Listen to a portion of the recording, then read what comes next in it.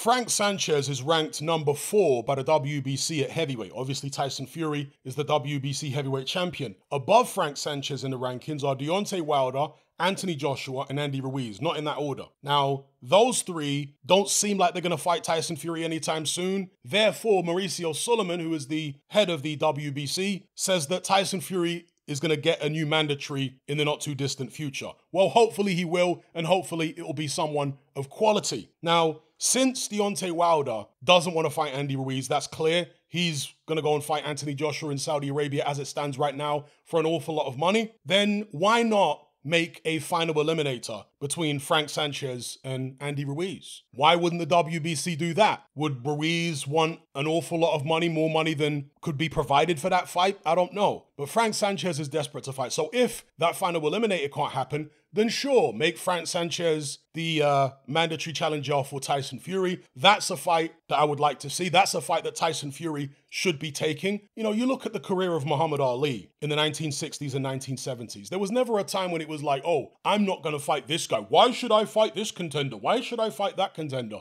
Sitting on the sidelines, just waiting for big paydays, holding a belt hostage. Muhammad Ali didn't do that. He got in there like a champion is supposed to and took on all comers. That's what it takes to be considered one of the greatest heavyweights of all time. That's what it takes even to be considered the greatest heavyweight of your era. You have to take on all comers. You can't be sitting around only wanting to take on the biggest paydays. No, it don't work like that. So Tyson Fury, as champion, should be defending against all the best contenders if he's not involved in unifications. Now, obviously, unifications are the priority. That's what he should be doing first and foremost, is unifying with Alexander Usyk. And he's going to have perhaps one more opportunity. If Usyk gets past Dubois, Fury will perhaps have one more opportunity to unify with Usyk in December. Hopefully he takes it this time and doesn't start getting all, how can you even describe it, evasive again, pricing himself out and all this nonsense. Hopefully he doesn't do that again and he actually steps in the ring with Usyk. If that doesn't happen, and in the meantime, he needs to be taking on the best available contenders there are to keep proving himself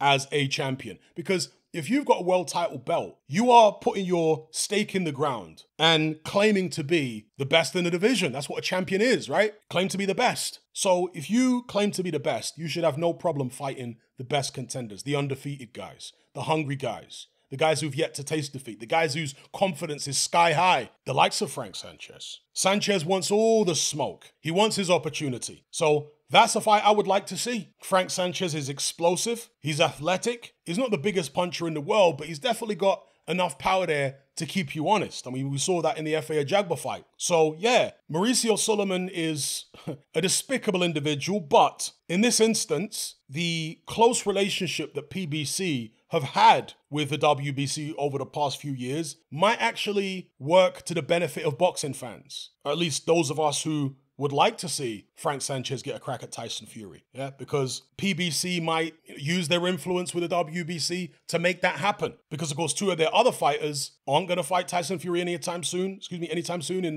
Deontay Wilder and Andy Ruiz. They ain't going to fight Tyson Fury anytime soon. So Frank Sanchez, another PBC fighter, let's see him in there with the Gypsy King. And as far as how I see the fight going, well, if the WBC actually imposed that mandatory on Fury, maybe we'll find out. Because, again, the way it is with Fury at the moment, he doesn't want to take any kind of risk unless it's for an enormous amount of money and against the style that he likes, a style that he thinks he can deal with. Because the Usyk fight would be for an enormous amount of money, but he passed up on that twice.